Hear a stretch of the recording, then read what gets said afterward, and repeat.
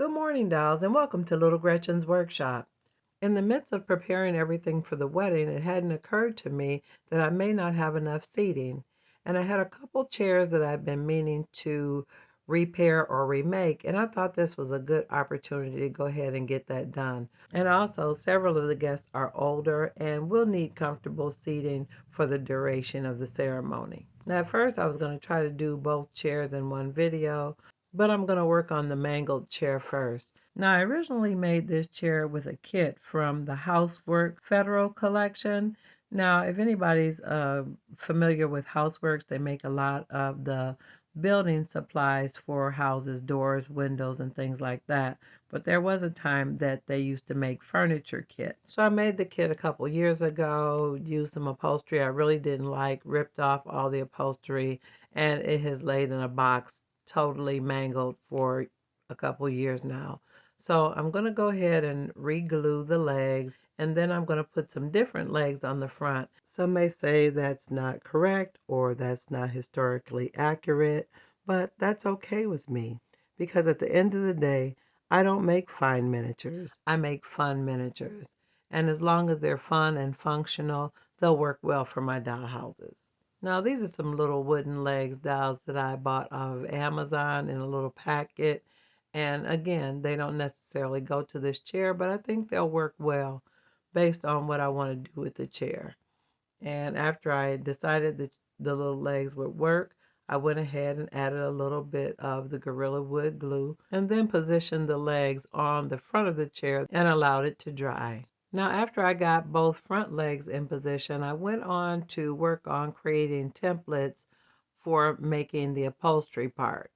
Now, I just used a simple piece of really thin card, and I just kind of randomly marked it so I would know how to cut out my piece of fabric to fit around the card. Now, guys, I did do a very casual drawing or tracing around the chair, and then I cut it out.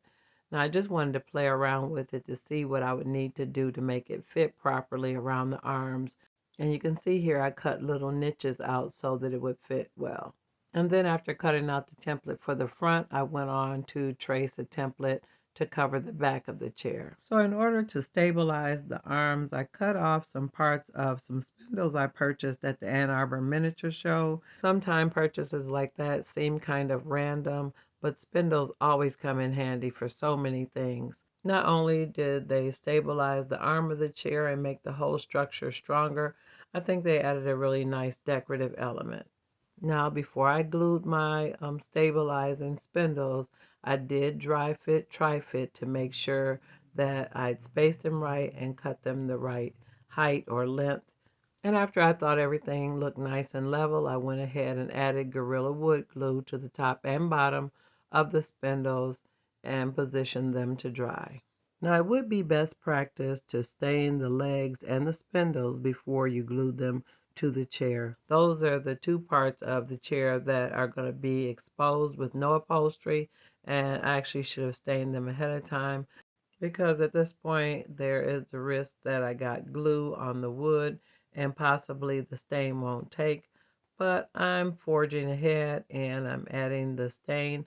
Now I'm really glad the stain is dark so that it will match the existing stain on the other part of the chair so that it'll match. It doesn't have to be perfect because I want the chair to look a little old and distressed anyway, but I do want it to be as close as possible so it'll look as though it was always like that, not like this is a hodgepodge repair.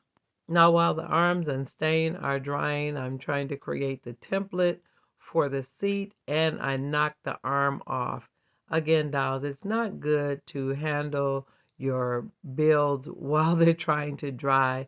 And you would think that after knocking the arm off that I would stop handling the chair, but dolls, I didn't. I continued to try to fit the template for the seat into the chair.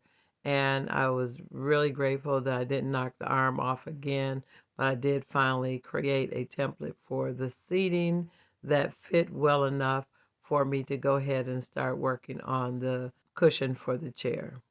Now, after I was comfortable with the shape of the cushion for the chair, now, dolls, when you're adding padding in miniature, you have to be very cautious because every centimeter counts. The padding I had saved ended up being too thick, so I ended up using a baby washcloth because it was a thinner option.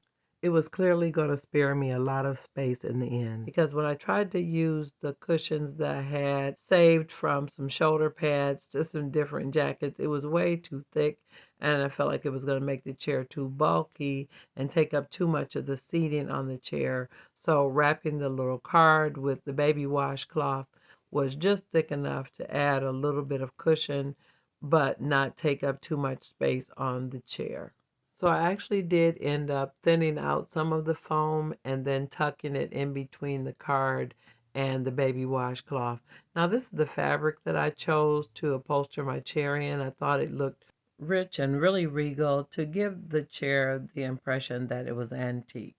After choosing the fabric, I went ahead and added tacky glue around the edges so that I would secure the fabric to the cushion. Now definitely trim off as much fabric as possible so that your fold down will be nice and neat and not bulky. Now it's really a best practice when you're upholstering chairs and adding cushions to cut the little snips in the fabric like I do when I'm creating my doll clothes. I didn't do it in this instance, but everything still turned out fine. So now that the seat cushion is done, let me go ahead and create the back and the outside covering. So I did go ahead and do the back first because I didn't have to worry about a cushion, and I added glue around the edge of the card. Now this is actually just some watercolor paper. I didn't really even use the firm card because I wanted it to be really super thin, because its main purpose is to cover and camouflage any frays, glue, and fabric from the front cushion. So I just went around the edges adding the glue, and again trying to line up the stripes really straight so that it would match what was on the front of the chair. Now I did end up clamping the seat of the chair to allow it to dry. So I went ahead and started to make the front of the back of the chair, if you know what I mean, the part that the doll will rest their back on. And I had already cut out the template with the little niches cut for the space for the arm. And I also played around with the little piece of cushion that I cut out for the project. And when I was satisfied with everything, I went ahead to add the tacky glue to the top and clamp down the edges. Now you definitely want to have your clothespins or clamps handy when you're doing this, because the fabric is automatically going to want to curl up. And this was truly happening because I was using paper instead of a firm card. So dolls, at this point is when things kind of started to go off the rails. I probably should have set this aside and went to bed. I was really excited about the project, but I was actually tired. So I started to do things out of sequence, and yeah, I made a really bad mistake. So I added the tacky glue to the back of the chair and then glued the finishing piece to it. Now the thing is, it definitely is supposed to go on the back of the chair, but not in this sequence. I was actually supposed to secure the front backrest part with the cushion in it first before I add the back as the finishing piece. And I was so sincere that what I was doing was correct, I even clamped it. So dolls, let this be an example that sometimes, even though you're sincere, you could be sincerely wrong. So dolls, when I realized my error, I pulled off the upholstery from the back and laid it to the side, hoping that piece wasn't ruined so I would still be able to use it when I finished doing the other part in the proper sequence. So I added the fabric to the chair and gently pulled it tightly so that it would look nice and smooth from the front. At that moment, I realized that there was evidence of EGU, so I tried to remedy it with a damp baby wipe. I'm grateful that it didn't stain the fabric, and it did remove the little bits of glue that were transferred from my fingers when I was pulling and stretching the fabric. Then I was able to re-glue the backing to the chair. Now, although I was really happy with the chair, I did want to Gretchen it up a little bit. And I had this wonderful fringe that I gotten in one of my gift supply bundles. And I thought it was a good scale, and I really liked it. And I really felt like it would do double duty, giving a little bit more of a decorative element to the chair, almost like a skirting effect, and to camouflage some areas that I felt like needed to be hidden. So I used some latte colored acrylic paint with some alcohol and just brushed it on the fringe in order to stain it to make it match or coordinate more with the fabric that is on the chair. And here is the completed remake of my broken chair. Now, dolls, if you've enjoyed this video today and want to see more content like this, go ahead and subscribe. And always look for me on Mondays and Wednesdays after 7:30 p.m. Eastern Standard Time. And even if you haven't subscribed, I'm still glad you're here. And I'm looking forward to seeing you on the next episode of Little Gretchen's Workshop. Bye-bye now, dolls.